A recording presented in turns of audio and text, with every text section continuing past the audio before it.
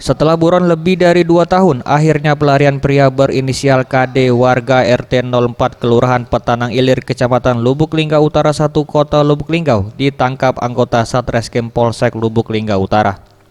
Pelaku diringkus petugas di rumahnya tanpa melakukan perlawanan.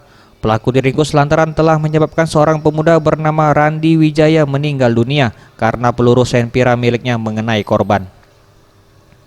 Peristiwa tersebut bermula saat pelaku bersama rekannya yang saat ini masuk DPO berniat berburu babi di hutan. Setiba di lokasi, pelaku mengira jika itu seekor babi, namun ternyata seorang pemuda. Sontak keduanya langsung kabur dan meninggalkan korban tergeletak begitu saja di lokasi. Dia tidak masuk lagi, padahal tidak ada permasalahan, dia tidak masuk lagi. Nah, dari situ timbul kecurigaan. Nah, oleh sebab itu, kecurigaan tersebut terendus oleh petugas. Setelah didalami, betul, itu bukan kasus kecelakaan, tetapi kasus pembunuhan 338. Nah, setelah dilidik, inilah tersangkanya, salah satunya yaitu saudara Duna. Nah, sebetulnya ada 2 orang yang ikut berburu, dia ini hobi berburu.